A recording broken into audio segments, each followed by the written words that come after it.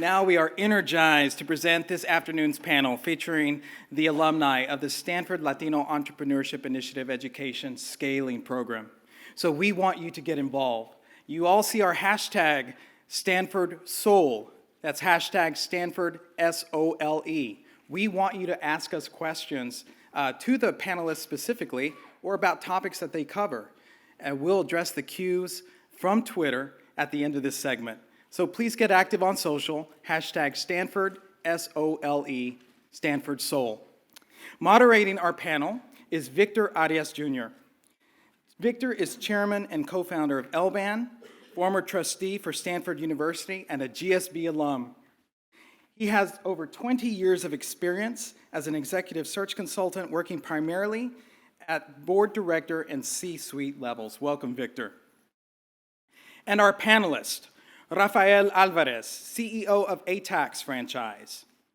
We have Christine Sachs-Stotesbury, president and founder of Dorado Accessories. Derek Goldstein, CEO of Casaplex. Maria Marin, CEO, president and founder of Unlimited Recycling, Inc. As the panel's getting situated and seated, I'll share quickly some SLAE Ed alumni facts. 430 strong from 30 states and Puerto Rico. In fact, we have over 70 of our alumni in the audience today from across the country.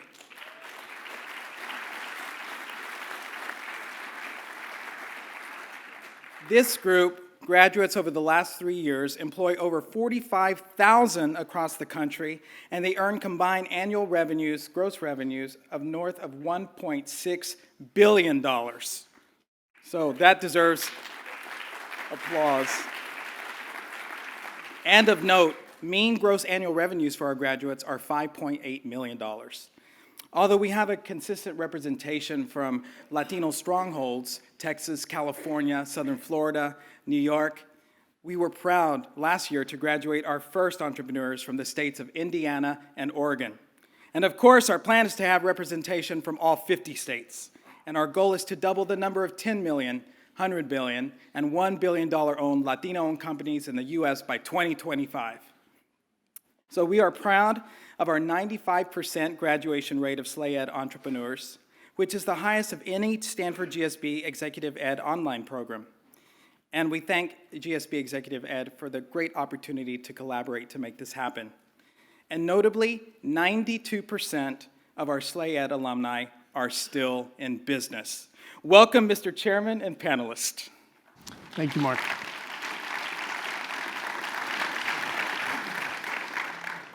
Thank you all for coming. And I'd be remiss to not at least recognize the efforts and the luck that we have to have somebody like Mark Red Bull Madrid to be with us. The guy has incredible energy, passion, commitment. And so we're very fortunate to have you, Mark. So please, let's give Mark a big round.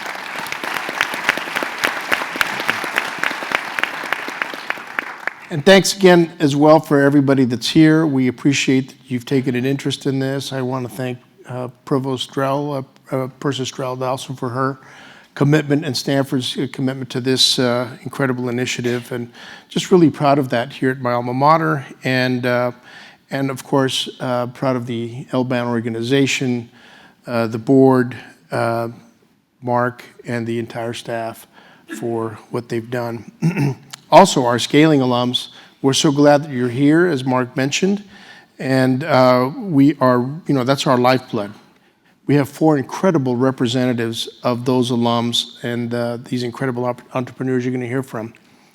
Our focus continues to be around scaling Latino businesses, and they are the drivers, as you heard from Persis and others, the drivers of this economy. They are the part of the new mainstream economy of the United States. The numbers don't lie. It's a fact. And so you'll continue to hear more. And the U.S. economy is driven by small business. And so the U.S. Latinos will continue to drive impact.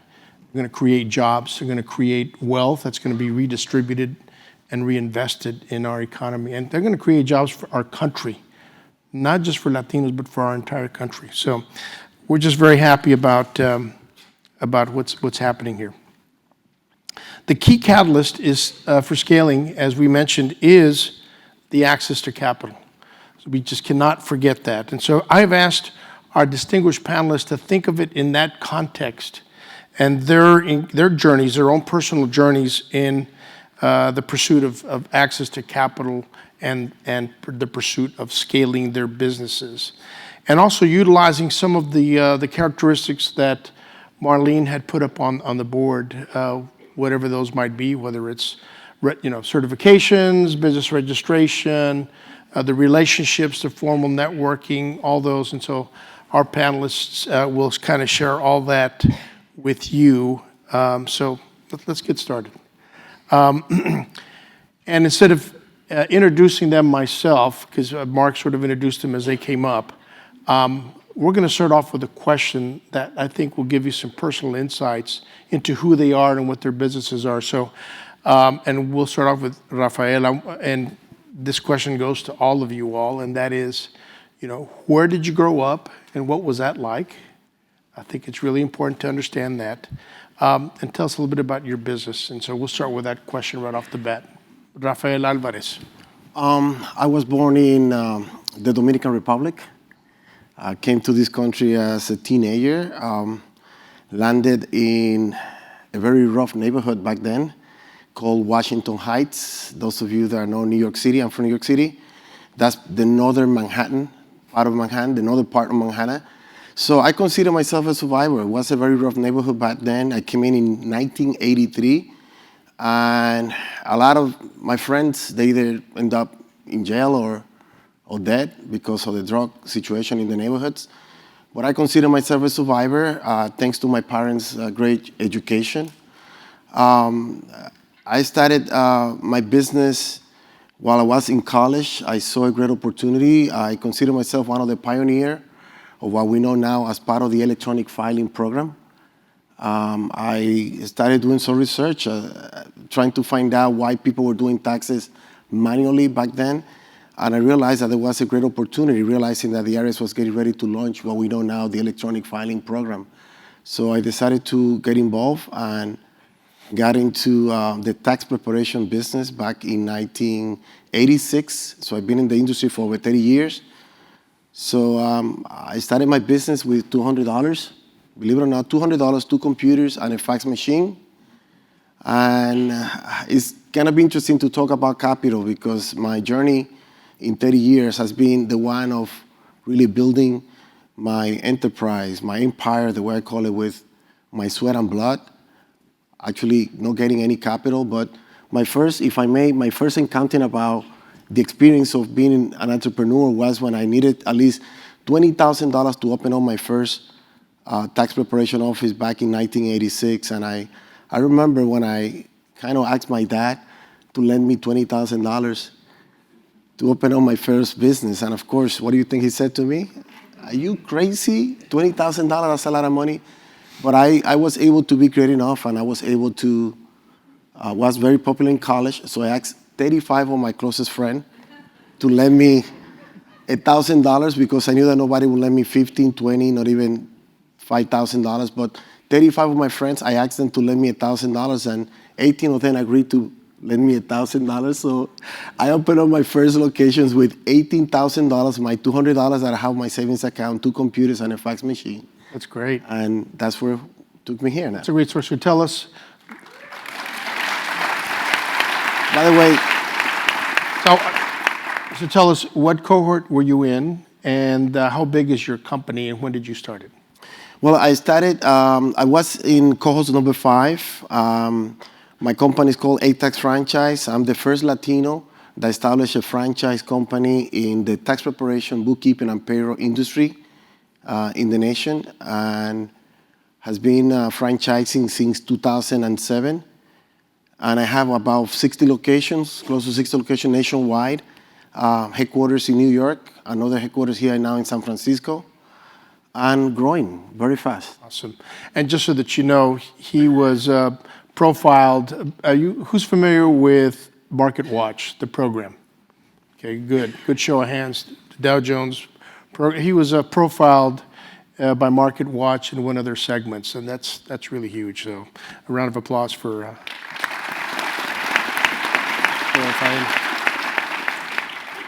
Christine, how about your story? All right, so I have to follow that amazing story. My name is Christine Sachs. I'm president and co-founder of Greenwich Accessory and Dorado Accessories in Puerto Rico. It is a wholesale fashion accessory and apparel company, and we focus mainly on selling to major retailers throughout the United States, mainly in the atypical retail market where you wouldn't find those products. So pharmacy, grocery store chains, and large box retailers.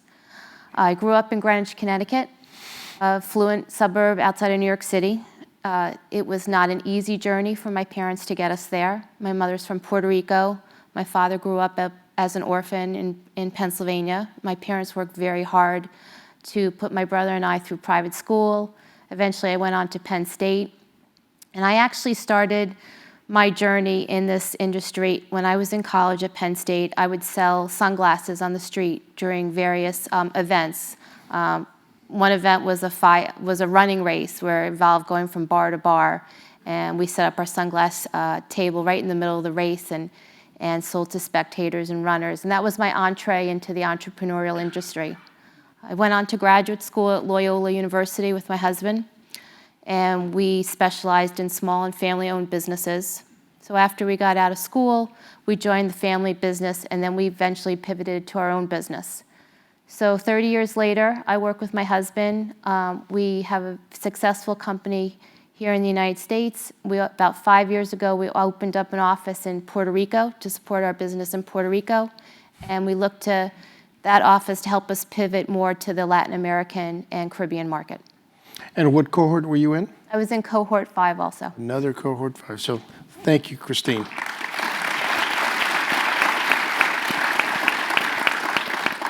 Derek. My name is Derek Goldstein. I'm the CEO of Casaplex. We are a technology integrator that specializes in designing, building, and maintaining technology solutions for homes and buildings. I grew up in a middle-class suburb of Washington, D.C. called Bethesda, Maryland. I was an avid soccer player, and until high school, I fell in love with computers. Started doing a lot of web development on the computer, built the first stock market simulation on the internet back in 1996 called EduStock. And then the first fantasy sports stock exchange called Wall Street Sports, that was in '98. And through this kind of love of computers and web development, I started learning more about technology and how it could affect the physical world, and got very interested in how you could integrate different technologies within a home or a building. And so that's how the company was started. I grew up in a 4-person family. I have a loving sister, and my mother and father met and got married in London. My mother was a Venezuelan Asian, and my father was a Jew from Kentucky. So they met and they fell in love in London, got married, and moved to D.C. I really struggled, I guess, starting the business by myself initially, and brought on a business partner to help, and grew the business for about 10 years without any funding, and have some stories about that we can get into later. But just really happy to be here. So when did you found your business, and then what cohort were you in? Founded in 2004, and I was in the 3rd cohort. Great. Thank you. Derek. And last but certainly not least, Maria Marin. Hello, now I have to follow all these wonderful entrepreneurs. I am the CEO and owner of Unlimited Recycling. I started my company, as a matter of fact, April 20th, it'll be 20 years. I grew up in Estelí, Nicaragua, and I moved to the United States in 1978 due to the Civil War.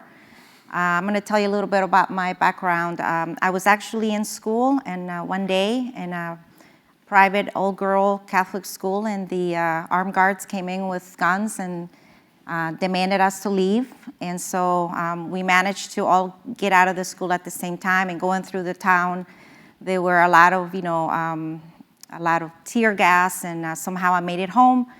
And I had visited my sister in Florida, and she lived there at the time. And so my dad said, "Pack your suitcase, you're going back to the U.S." And obviously a young girl. I was the captain of my basketball team. I was the president of my class, had a wonderful life. And so I was uprooted from that environment and woke up in Miami, and here I am. So I grew up in Jacksonville. I graduated from high school. Did not graduate from college. I'm not as fortunate as a lot of people. I just didn't have the funding to be able to go to school and graduate. But I did go to 2 years of college, and I worked for a CPA firm and found my love in accounting. So I continued to study and work hard. And I was fortunate enough to get a job at the Department of Natural Resources, as that's where I found my passion for the environment. My office used to receive all the illegal dumping calls. And even though my boss would say, you know, that's not our job to give the public explanation, I felt that it was my duty, so I learned everything that I could. One thing led to another, and so I decided one day, I'm just gonna start my own company, and I'm gonna call it Unlimited Recycling. I want that name to show people that name, I'm unlimited, I can do anything. And one of the things that I felt when I worked for other companies is that I had wings and I wanted to fly, and I felt restricted. I was limited to how far I could go. And I didn't like the fact that I had to ask someone, my boss, can I stay home with my child today, or can I go to conferences? I wanted to be a mom, that was my #1 job, and to be an entrepreneur, and to be my own boss, and to be able, I grew up the youngest of 7 children, so as you can imagine, I had to learn to defend myself. And it was very challenging, and to this day it's still challenging, even at my age, because they think they can boss me around. But no, but I enjoy being a leader, and I have learned everything through my family on how to, you know, to be a good boss, and I love my company. We have grown tremendously in the last few years. It's extremely challenging business because it's always evolving, always changing, and always trying to protect the environment and our customers from liability. I'm part of cohort number 3, and it's a pleasure to be here, and thank you so much for this opportunity. Thank you, Maria.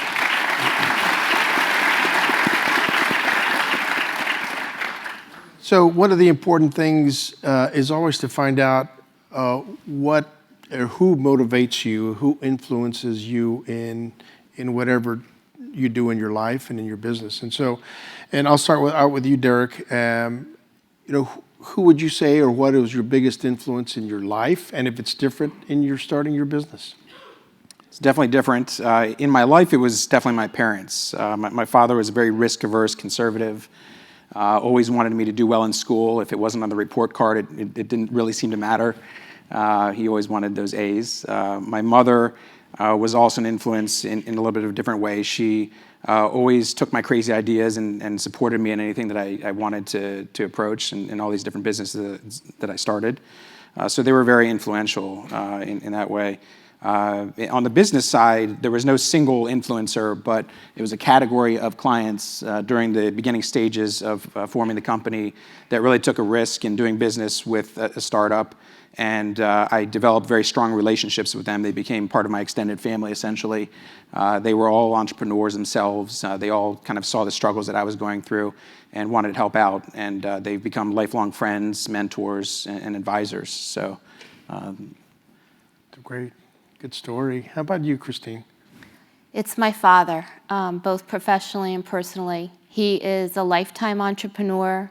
He has overcome insurmountable obstacles in his life, from, like I said before, being orphaned at a very young age. His parents left him and his 4 brothers and sisters to the state simply because they couldn't afford to take care of him. And he was 2 years old at that point, and he spent most of his young childhood through his teenage years being bounced around between different foster homes. He managed to get himself into a trade school, graduate valedictorian of his class, go on to Millersville University, work his way through school through various entrepreneurial incentives, versus whether he opened a canteen, started a laundry business, sold class rings.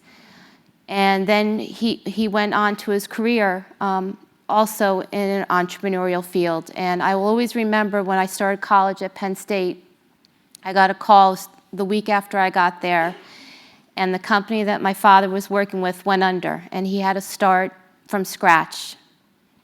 the day his daughter started college. And he grew that business from $500 to over $5 million. He acquired a company or landed a client. It was called LensCrafters back then. They had 2 doors open. Now LensCrafters is the monopoly in the optical industry. And just seeing what he's done, I admire him, and I've hopefully will have learned from him and be able to share that with my children. Thank you, Christine. That's nice homage to your dad. Rafael, how about you in your business and your life? Well, for me as well is my dad. I really want to take this opportunity to thank my dad, who just happened to be in heaven. But I'm very thankful for everything that he did. He has been I guess, the main reason why I have been doing what I'm doing. And it is for the simple fact that when I asked him about over 30 years ago to lend me $20,000 to open up my first business, he said no to me. And I knew that he had the money, but he said no to me. He could have given me not 20, he could have given me 50,000 if he wanted to. But I guess by him saying no to me, that I took it as a challenge. It was more for me to be able to prove to myself and to prove to him that my business ideas were right, that I was in the right track, in the right path. And I don't take it as a negative, the fact that he said no to me, rather than as a great opportunity, because I am who I am in a way thanks to him. And I'm very thankful to him, and even my mom too, because they always said to me, my dad used to say to me, my son, when I die, I might not be able to leave you a lot of money, but I'm gonna give you something that nobody can take away from you, and that is a great education, and I'm really thankful for my dad, because I am who I am thanks to them. Great. And I know you have your daughters here, and I'm sure they would Yeah. say the same about you. Of course, my daughter, Ilani and Kiani, they are twins, and they are part of my team, so. All right. Maria, how about you? For me, both my parents, my father was a banker, and he was actually the founder of our local social club in Esteli that to this day is still going strong, 45 years later, still there. He was always involved in the community, which I learned a lot. You know, I have done quite a bit of that myself. And my mother was a homemaker, 7 kids, extremely difficult for her to juggle all that. And one day she realized that she didn't have enough money for her own personal expenses. So she decided, I'm just gonna start my own business out of the house. So she started baking. And she bought these awesome donuts that to this day, I've never eaten any donuts like she made them. They were baked, not fried.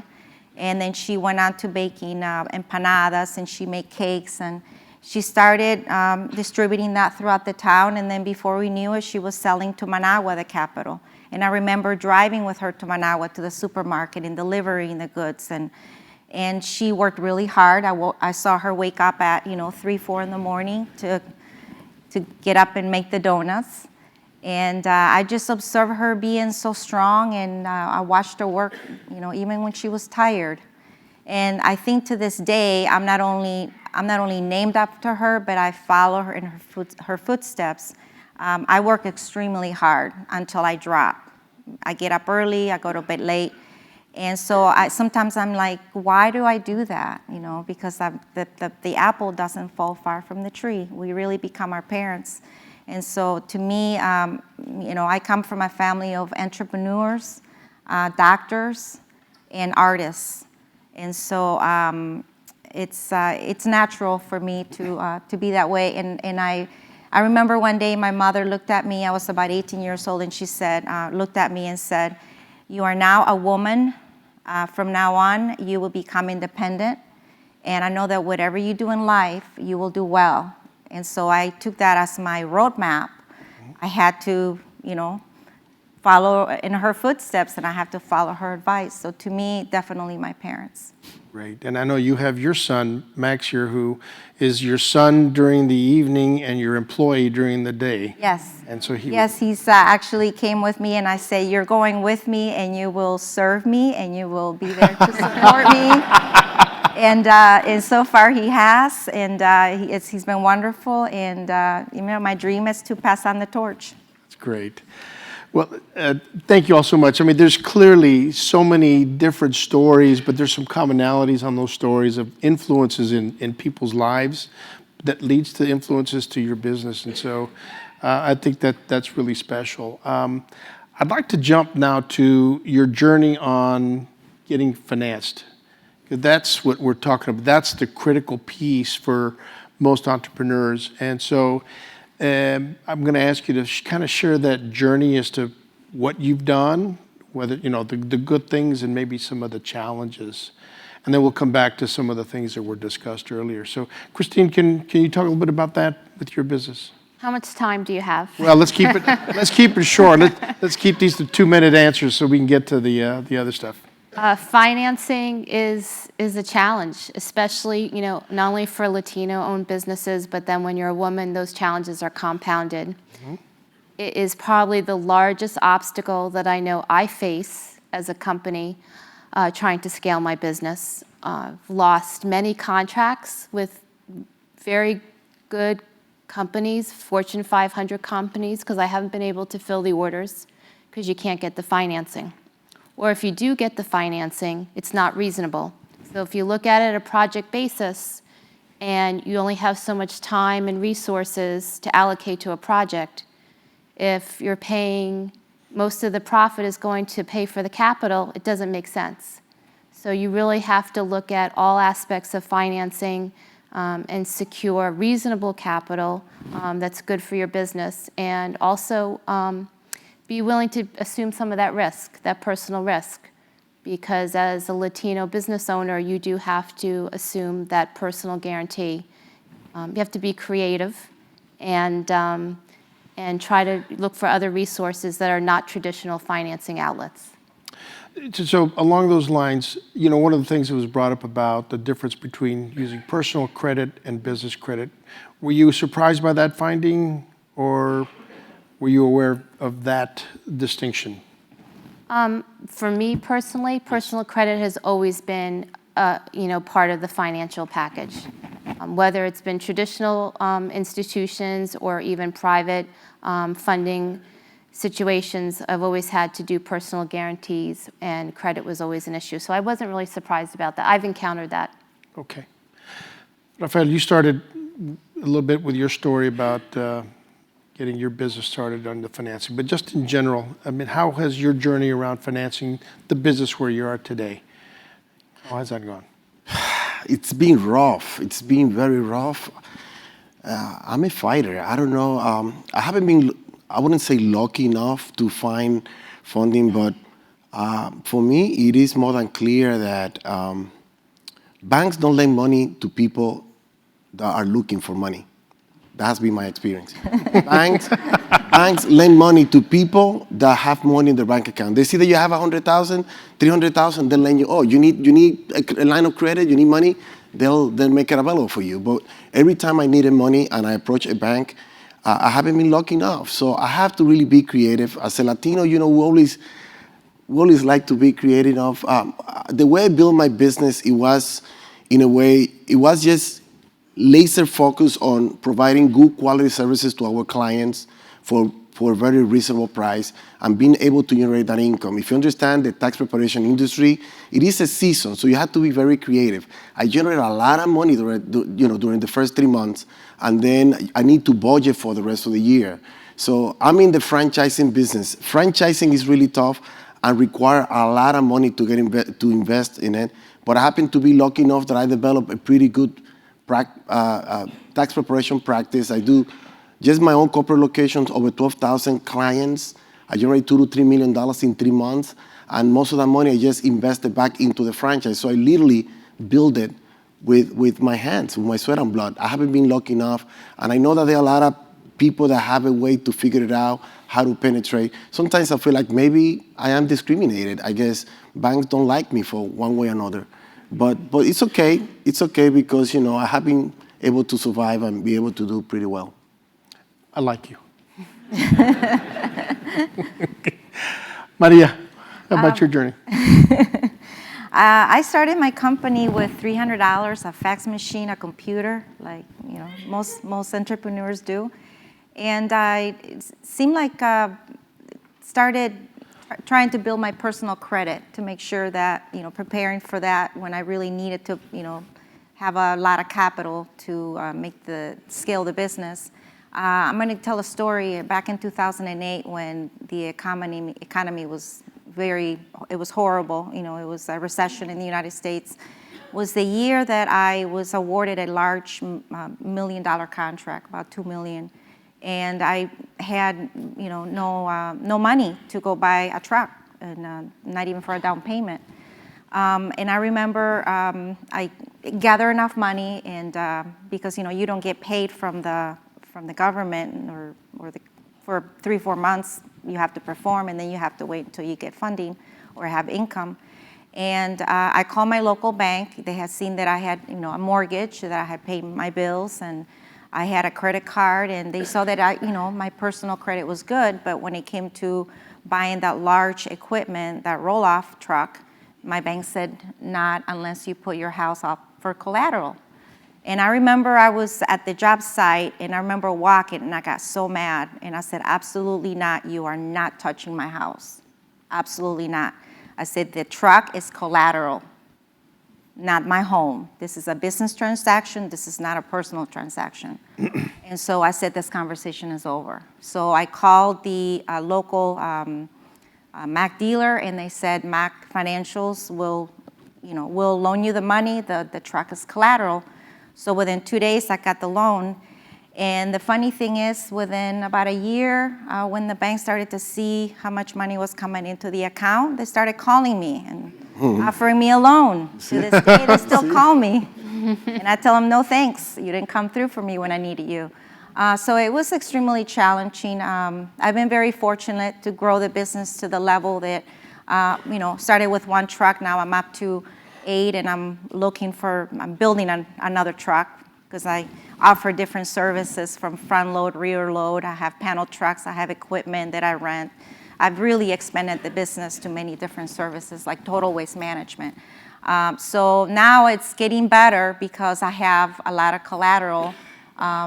So banks are now looking to loan me money. But when I started, it was extremely difficult. I had to max all my credit cards, and even the line of credit on my home, I had to use some of that, and I was able to pay it back. I was very disciplined, and so, but yeah, it was very difficult, very difficult. Yeah. Thank you. Derek?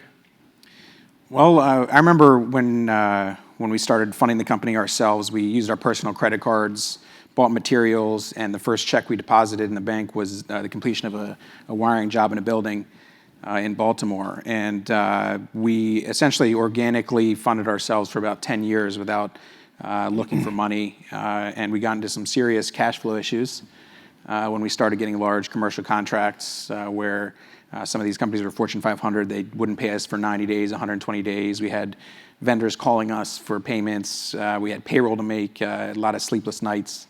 And that's when I learned that we should have applied a lot earlier for a line of credit. And we started applying for a line of credit, but because we hadn't had a track record, they asked us for personal guarantees. They didn't give us the amount that we needed. We thought we needed about $500,000. We ended up finally, after talking to about 12 different banks, we got one that would give us about $250,000. And we had to put up our houses as collateral. So that's pretty typical. And we essentially, that's about the only financing we've gotten thus far, and it's still inhibiting our growth, in my opinion. There are a lot of contracts in the construction field that we aren't able to bid on because we don't have the right financial backing. So access to capital has always been a struggle. We also, after I was part of SLELP, the Latino program here, we went through an acquisition process and self-funded that as well, and that ended up being very disastrous for our cash flow situation, and so we've learned the hard way for sure. So Sure. No, thank you.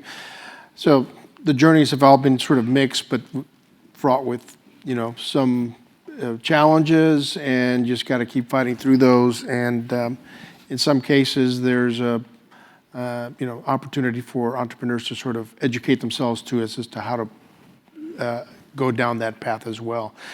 But let's touch a little bit on some of the characteristics that are correlated to scaling. One of them is certification.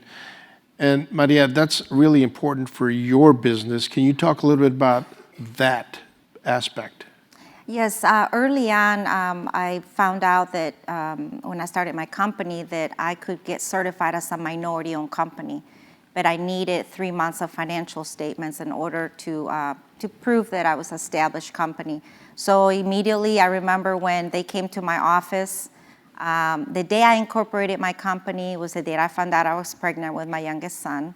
And I remember when they came to my office to audit me, the Michigan minority, I was nursing my son, and then he got stuck out. We had a snowstorm, and then I had to go outside and help him jumpstart the car, and And then he said, there's no doubt that you are running the business. It's all you, so you're fine. You will become certified.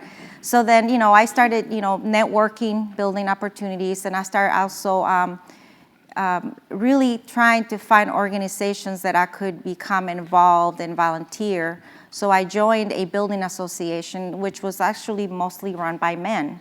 But I was one of the few women that became, a member. And because a lot of the regular members were building management companies. And so I wanted to target to that industry. And, when you network, you start finding out what is out there. And then I realized that I used to do a lot of recycling for the FAA, all the towers throughout Michigan. And the contracting officer called me one day and she said, Maria, I would love to give you more business, but I'm kind of limited to what I can give you. But there's this program at the SBA called 8A that really you qualify. So I called the SBA, went to the orientation, and I became certified in, I believe, 2002. And I remember you have to prove to the SBA that you're economically disadvantaged. And I remember they asked me that one question, that was the key question, why are you economically disadvantaged? And I said, well, first of all, in the waste management industry, I am extremely small. I don't have the capital, and they are my largest competitor, and it was like one-liner, and something like that. I answered to them, and I became certified.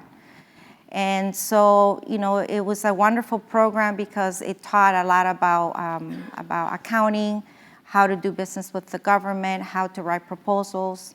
And I was a subcontractor to the Army and the Air National Guard in Michigan. And they wanted a contractor who could do recycling and trash removal.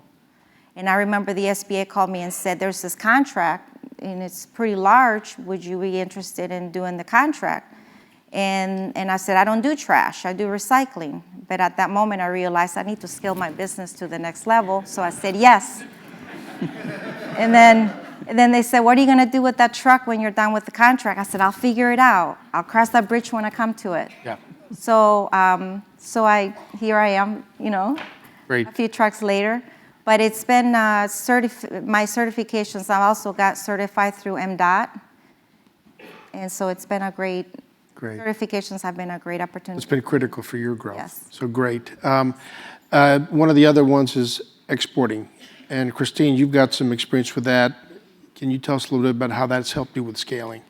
So that really takes your company, from being a national company to be a global company. And we have relationships with different distributors that has allowed us to export our products to Canada, Japan, UK, and Mexico.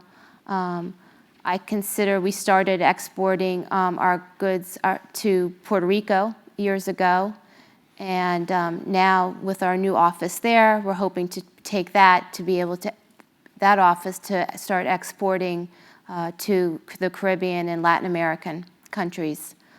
And kind of coinciding with exporting is we also have a big manufacturing initiative. So we're looking at some of our higher volume items to manufacture in Puerto Rico.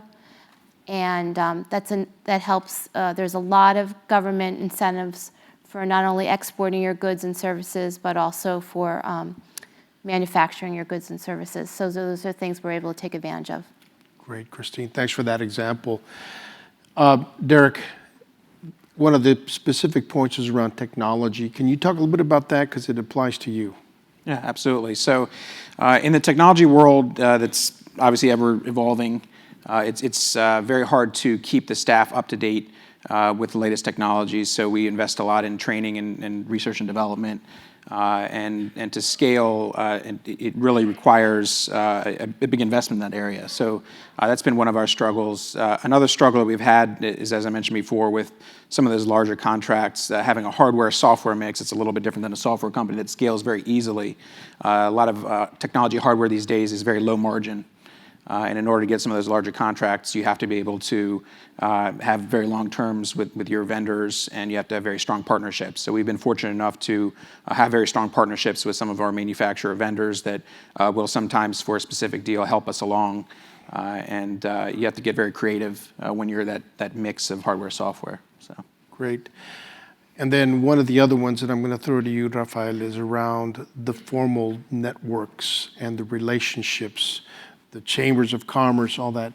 How did that play out in your scaling? Well, I really, I rather focus more on the franchising aspect of.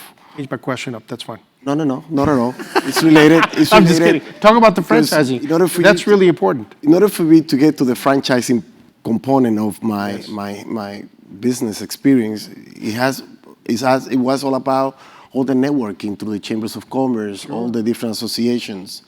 I don't know about you guys, but at one point I was running political campaigns in my part of town in Washington Heights. I became the president of the Democratic Club. I'm a Democrat, with respect with anyone else. But the reality was, by becoming or getting involved in politics, I was able to get to know every single person in the neighborhood, all block by block, building by building. I knew the superintendent, the leaders within the community. But I remember when I decided to take the business to the next level, literally what happened with me was that my business went completely out of control and viral, doing more than 10,000 tax returns back in 2003, 2004. And I wanted to take the business to the next level, so I realized that the best vehicle to get there, it was by either opening up corporate-owned locations or franchising. I decided to utilize the vehicle of franchising, and I remember how excited I was when we finally were granted green light to be able to franchise our company. Franchising, it is a very heavily regulated industry by both the federal governments and the state. The Attorney General is the one that approves each franchise, and each state has their own rules and regulations related to franchising. Franchising is something that is really well monitored by the government, and if you don't follow the rules, you will not be allowed to sell or operate franchises in every single state. So I'm very happy to be part of that industry, and at the same time, I feel kind of lonely, guys, because I've been in the franchising industry for almost like 12 years already, and I don't see Latinos. I'm part of the International Franchise Association, minority there out of 3,500 franchise concepts, meaning franchisor, including McDonald's, Dunkin' Donuts, all the big ones.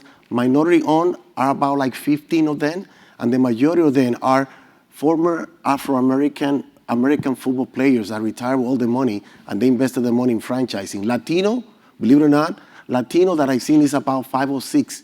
Not even 10 Latinos are franchisors nationwide. And I really want to congratulate, there are 2 Latinos that are franchisors here, Nick Lugo from TurboTax, and also Javier Solis, they are franchisor. And all of you, I will encourage you to, whatever business you guys are in, please try to utilize the vehicle of franchising, because franchising, it is a foreign language for Latino. But the rewards, the possibility are tremendous.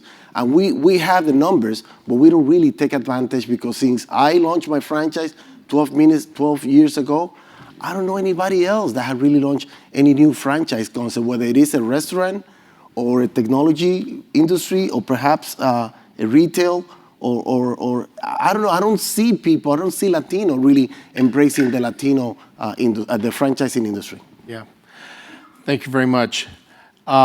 Please give a round of applause to our panelists. They were fantastic.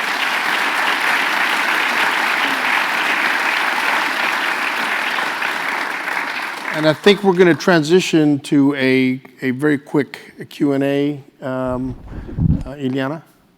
Yes. Again, thank you so much to the panelists, and thank you to everybody on Twitter who has been engaging in this great conversation. Again, if you have any questions, we have about 5 minutes for questions. If you could tweet your question to Twitter, Stanford Sole, S-O-L-E. I'll be picking up questions from there. So the first question I'm going to ask comes from Antonio Altamirano. What did you do differently to keep growing your business once you hit the first $1 million mark in yearly revenue? And anyone can feel free to answer the question. Who wants it? Well, you always have to keep looking for new channels of distribution, changing with the environment and the economy. So one of the things that we do is we continuously look for new opportunities. And if you don't look for those new opportunities, then your business becomes stagnant and other issues arise. So really one of the things that we do is continuously look outside of our comfort zone and see how we can use what we're doing successfully and channel that to other areas of distribution. I remember the moment when my company generated the first $1 million. That was really an amazing moment for me and my team, because I always like to say that the result that I have achieved is not just me by myself. I happen to be lucky enough to be surrounded by an amazing team of people. Some of them, believe it or not, I met them like over 30 years ago in college, and they're still collaborating and working with us. But it's all about being able to keep pushing the envelope, keep growing, taking risks.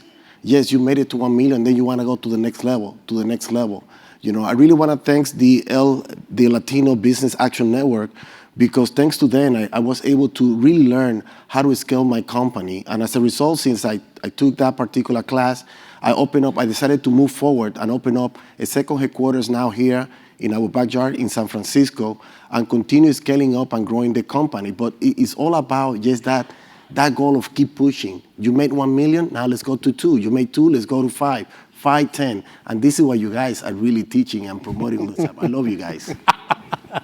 Thank you. Thank you. Okay, we'll move on to another question. We have a lot of great questions coming in. The next question comes from Mario Carrasco. How has your Latinx background shaped your entrepreneurial journey? Derek? Well, my business partner is Latin as well, and what I've seen in the business is that we're very passionate, and we just have this Latino drive that some people can't handle. So it's really shaped the type of employees that can handle a very heated argument, but then getting over it the next day like nothing happened. Some people just, they look at us and they're like, "You guys need couples therapy." But it's really shaped some of the culture and upped the game on what people can tolerate for our business. So. Thank you. And we actually have a question for Maria from Romel Montenegro. This Nicoya thanks you for your example and is wondering what you see as the future in your industry. One of the things that I'm doing, as a matter of fact, right now, starting another company. It's going to be basically unlimited services, total waste management, because what I'm seeing is that my customers really have a need to be sustainability is a great part of any company, institution. They also need more minority participation. And they also need really to have one company manage all of their waste streams and recycling. So I want to start not only working nationally, but globally, and start helping entrepreneurs, woman-owned companies, veterans, a small business, disabled veterans, to really, and subcontract them and use their services, and then I will be like the main company overseeing, doing all the reporting, because part of it, a lot of my customers is recycling reporting is extremely important. The industry's changing, it's always evolving, so that's where I see the future in my company right now, and that's what I'm currently working on. Great. Thank you all very much. Please, let's thank our panelists one more time.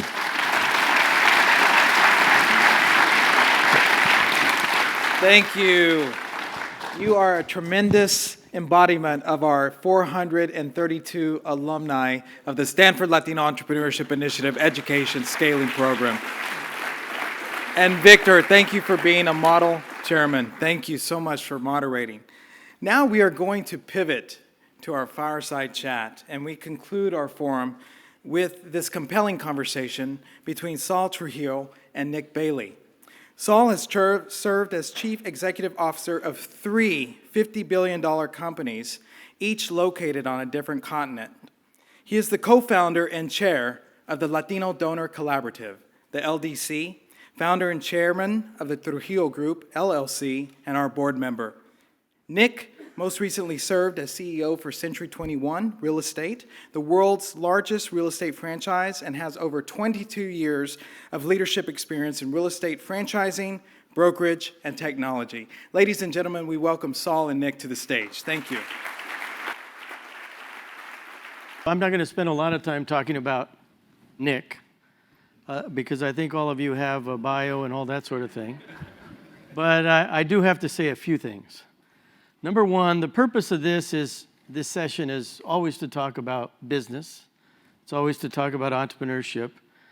And it's always to talk about kind of the relevant topics that you just heard Victor and his session just cover, and what we had in terms of the research. Now, Nick is a person that became an entrepreneur in his teenage years, focused in the real estate space. And he started using some of his own capital and started creating capital, and had many of the same issues that all of us have had in our business lives. And then fast forward maybe a couple decades, and he ends up as kind of a senior executive in one of the hot startups called Zillow that many of you have probably read about and heard about. They're shaking their heads. Most of you know what that as is. essentially, you know, this is kind of breaking the model, innovating around opportunity, and essentially thinking differently. And then most recently, he became the CEO of Century 21. And Century 21, some of us remember when they were just a domestic company. And now they're a company that operates out of 80 countries. 80 countries. And buku number of locations, employees, et cetera. But I think the most important thing that when we were talking, those of us that are on the advisory board here, we talked about every year we always want to bring in somebody that's an entrepreneur. And entrepreneurship can be in very small startups, and it can be in big companies. And those who have had the experience of doing both are really people that might have some insights for everybody here. So let me ask all of you to help me welcome Nick in an official way. Thank you. Thank you. So Nick, we're going to go very rapid fire here. So tell us about starting out as a 17-year-old entrepreneur and why you became a business person at that age when most people were just playing around and maybe going on to college and doing some things that wasn't focused on creating wealth at that early age. Sure, great question. Thanks for having me, and I applaud you for doing this. I think awareness is number one, and having the conversation. Yeah, so first of all, for me as an entrepreneur, it did start young. I don't know why either, but I started when I was 13 as a kid mowing lawns, and I spent a summer and I saved $1,500, and I bought my first car when I was 13. And so like Raphael, you talk to your dad and say, "Dad, I'm gonna buy a car." "No, you're not." "Yes, I am." And you get cash and they'll sell it to you. So, and I got my driver's license at 14. I was living in Wyoming at the time. And that started this kind of adventure on, wow, you can do this. You can save and you can buy. And so I actually started a business a little later when I was 15, and it was about teaching children. You and I have not talked a lot about that.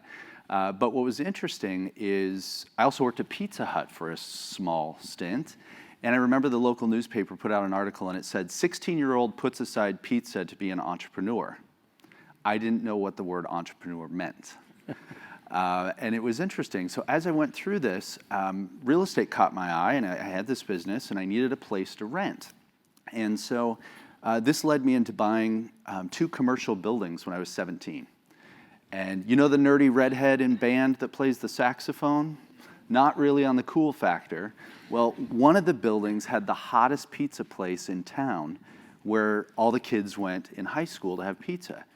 I became the landlord of that place and got free pizza at 17, and my cool factor went like this.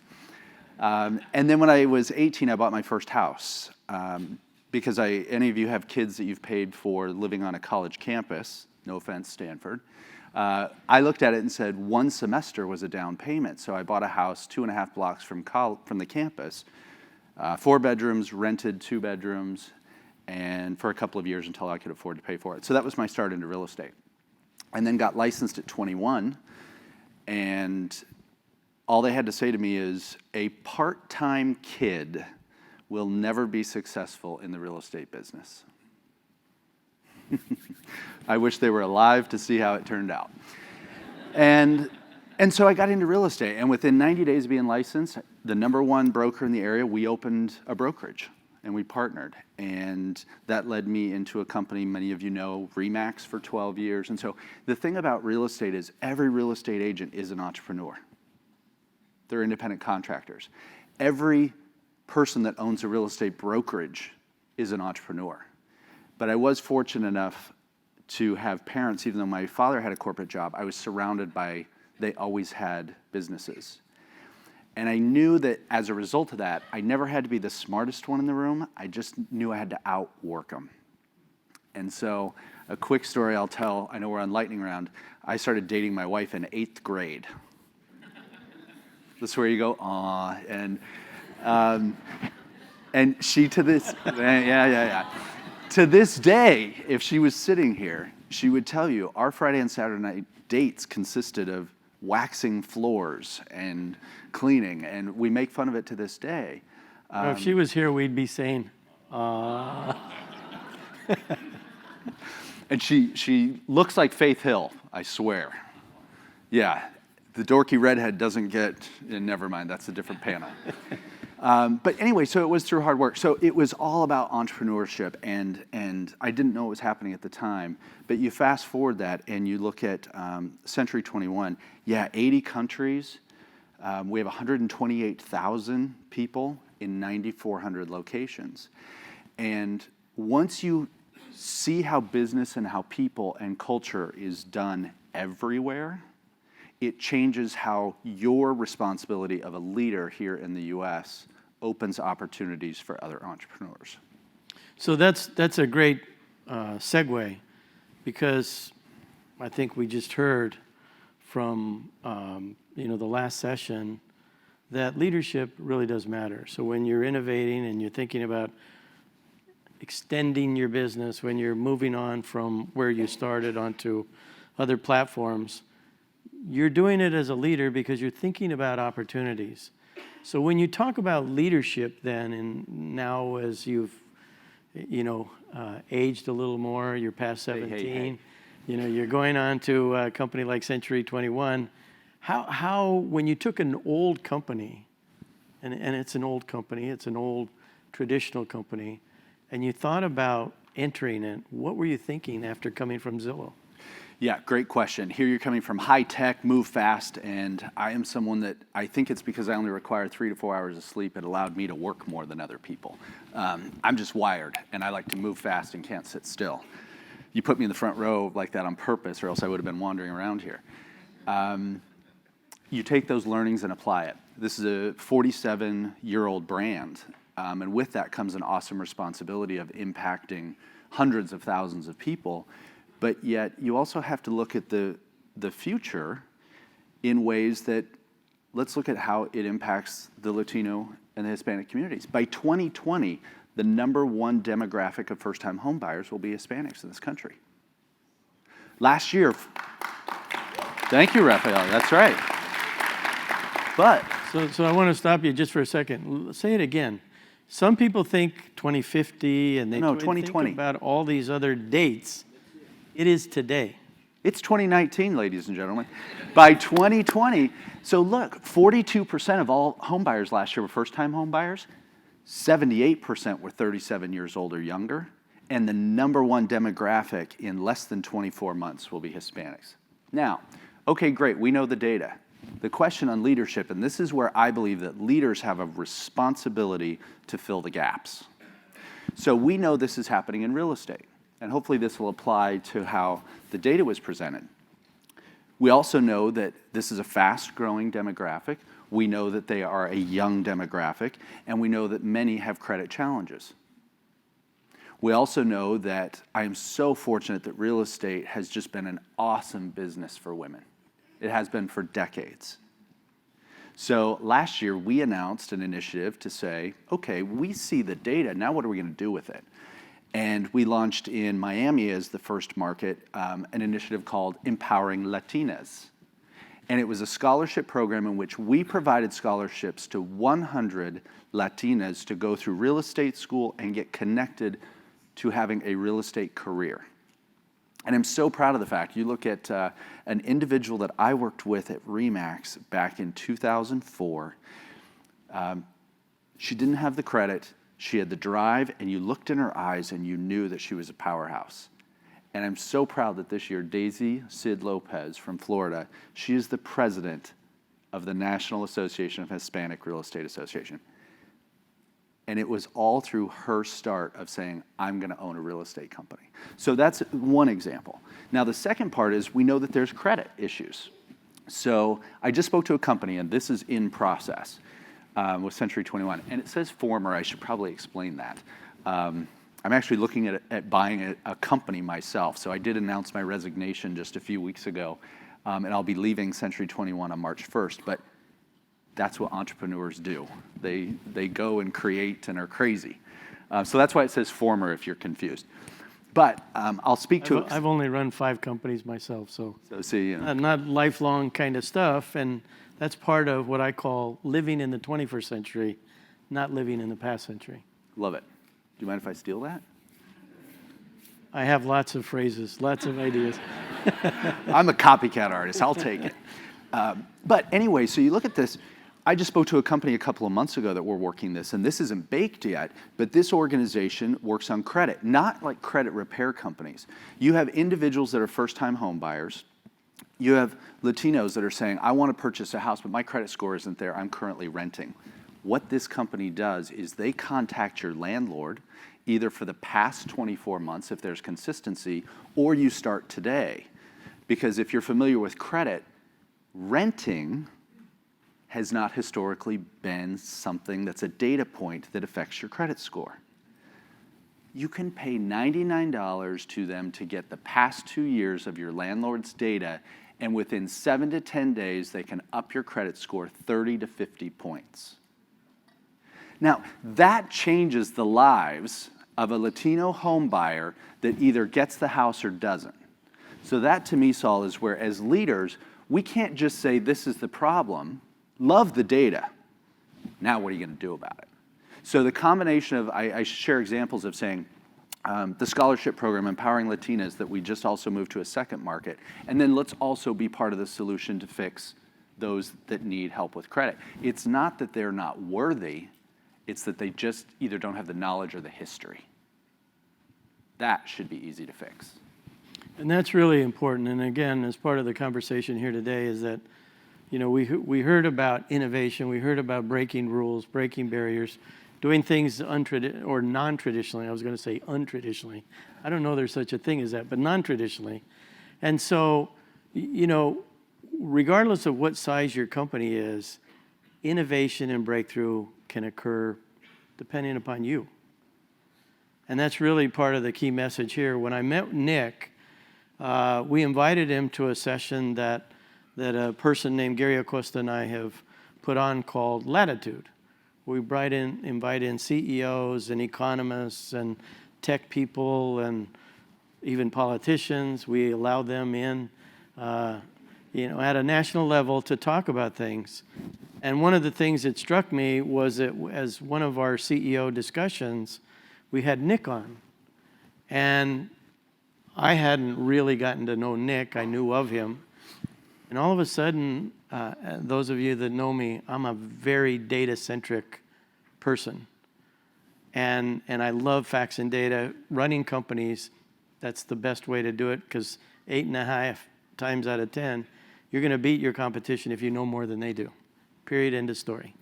Not every time, but 8.5 times out of 10. So I've been spending a lot of time trying to help a lot of people, CEOs, economists, politicians, understand what 21st century America looks like as opposed to 20th century. And there's two driver variables. One is that we're now into full digital economy. Everything we do is now either there or in process in terms of digitizing how everything happens, including operationally. And the second thing is the demographics of who we are, who those are that are driving the business. And so if you tolerate me one more minute, if we look at who's driving growth today, I can tell you that in the retail sector of our economy, over 90% of year-on-year sales growth for all the big players is tied to the U.S. Latino cohort. I can tell you in the automotive sector, when you look at the net sales growth, it's almost 100% tied to the U.S. Latino cohort. And I can go on and on sector by sector, and I have real data, not interpolated research, but actual sales data from these companies. And they're sharing it because they're rethinking how they do what they do. And that's really the point here that Nick is making, which is you can have data, right, as you run the businesses that you run. But the question is what do you do with it? How do you operationalize it? And that's really the point about what Nick he blew me away when he talked about that, because it's one of those where you sit there and you hit your head and you say, how come nobody thought about that before? And that's what, many of you are doing in your businesses today. So Nick, as you think about this powerful data about who the consumers are in your industry and how people need to think differently, right? Whether it be the franchise owners, whether it be the salespeople, whoever it might be, including the bankers. Now, you've come up with one solution. But what other things do you think about as we evolve into this 21st century in basically the 20s now as we look forward? Right. One is, I think, and what I congratulate you on this is making awareness, number one, because most people just don't get it. And there are even some of my cohorts that run other big companies in real estate and have no idea what the population that's buying homes is going to look like in 3 years. And I've said, wait 3 or 4 years, then you're going to see companies all over the place talking about it. So you've got to be ahead. But let's talk about mindset. Here's the one thing that I would say is, one, leadership has to execute. What are you going to do with it? We talked about that. But the second is, it's also the consumer side and all of us that if you're looking, let's use credit as an example, and I'll share a personal way I look at it. We know that there are challenges. We know that there's risk aversion. We know that there are parameters in which people loan money. I have grown up, and by the way, not a silver spoon. I grew up in a middle-class family. I had hardworking parents that ended up doing well. But people say, well, how did you buy real estate at 17? Well, I wanted to rent the space. They wouldn't rent it. And I said, well, I could buy it, but I don't have anything down. But if I buy it, it'll be more money than you would have anyway because you took the property back. And so there are ways around it. And I look at credit as a mindset. I see it with home ownership, and I see it in business funding, that people say, gosh, I hope I get the loan. I look at it completely differently. Ladies and gentlemen, people sell money. Stop at the convenience store and buy a bag of chips, and there's called profit that's built in. People sell money, and the profit that's built in is interest. I have always never gone to one person when I needed a loan. I've gone to 2 or 3 and let them earn my business. That sounds kind of arrogant, but I want to put that out there because keep in mind, if you position yourself with hard work, a good credit score, they're selling you money. And Maria, yours in saying, well, the bank's calling me now. Exactly. Because they want to sell you money. And so the data shows the number of people that apply and get First, we saw the data that don't apply. Second, that do apply and get turned down once, they don't ask anyone else. Don't stop at asking one person, but don't ask one at a time. If you're gonna go to a bank, go to 3, and you negotiate with them. Saul, that's interesting at 4.5% because this one's doing it for 4, and I'll end up at 3.5. You're in charge of buying the money because they're selling it. And that is a mind shift versus, I hope I get the loan. Yeah. So that's an important, I think, lesson for everybody. Anybody that's selling money, they buy it at a certain rate, and they're selling it at a certain rate. So it's all about net interest margin. And the question is how can you negotiate that down to your benefit while they still make money, but it's all part of business. So we're out of time, but I want to make 2 or 3 last points. Number one, remember the data points that Nick talked about in terms of his industry and the role that Latinos play as the drivers of volume as we go forward in our economy. His industry is only about 13% of the economy. So when you think about growing our economy, the role that U.S. Latinos as consumers. Now, why do I use the phrase as consumers? Because I'd like everybody in this room to erase the word diversity and stuff like that. This is about business. This is about markets. It's about who is wanting you as a consumer or to do business with you as a supplier or for you doing business with others as you go forward. That is 21st century thinking, not 20th century thinking. So when you look at businesses that you do business with, look at who's on the board, look who the senior management is, look at who the people are. That's also part of the consideration of who understands you as a business or understands you as a consumer. In the United States, we have a study that we've done that shows that U.S. Latinos account for $2.13 trillion of GDP. Okay? That would make it either the 6th or 7th largest economy in the world. And the way we did it, we did the data sort only by last name. So we understated the impact. We're updating that study. When we look at other research that we've done about income growth, relative income growth of cohorts in this population, U.S. Latinos are leading the growth rates on that. So when you're selling a house, you're selling a car, you're selling whatever, you want people that, 1, can afford it, 2, that can pay for it, and then 3, that are going to have future income so you can sell them the second car or second home or the additional. And Saul, if I can jump in, through home ownership, what's so important to me is the wealth building that happens and how that money then gets recirculated. So that's why it's, I think, going to be exponential growth within the next 10 years. So in closing, please help me thank Nick. I want to thank everybody here today.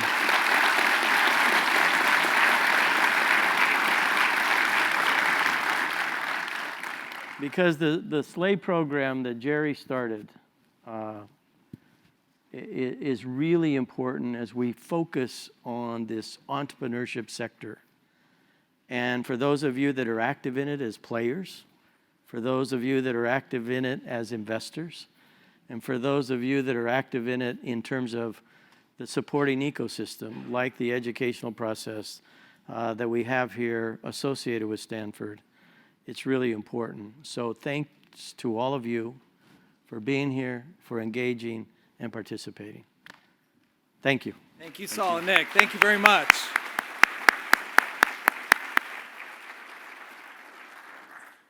I echo Saul's remarks in terms of thanking you for investing time and resources to be here. Thank you very much. Now, our job is just not to leave all of this here in this beautiful auditorium. So you have the potential to share this with the world. You have many devices. You have email notifications. You have a QR code on your executive summaries that are available both in English and Spanish to go to the fully downloadable and shareable report. So please help us and utilize that hashtag Stanford, SOLE, hashtag Stanford Soul. And an event of this magnitude takes a collective of warriors living out the GSB mission, including GSB departments and peers within this environment that I'd like to thank formally. Dean Levin, Professors Jerry Porras and Paul Oyer, Deb Whitman, Marlene Orozco, Ileana Perez, Libby Dickinson, Michaela Murphy, Sheila Singh, Heather Hansen, Jennifer Vance Hutchinson, Jenny Luna, Steve Hawk, Tony Bird, Tricia Siebold, Kiefer Hickman, Matt Perry, Allison Intivan, Sandra Smith, and Marlena Calhoun. Thank you, GSB.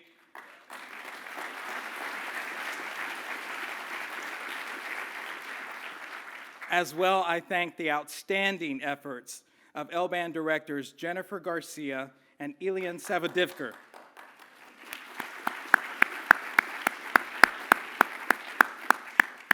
And our fellow L-Band board members, Chairman Victor Arias, Chairman Emeritus Professor Jerry Porras, Sol Trujillo, Professor Paul Oyer, Phil Pompa, Beto Payares, Monica Mantilla, Fred Alvarez, and Rosa Santana. And of course, we can't do anything without our volunteers. So thank you throughout the auditorium and throughout today. We couldn't do it without you.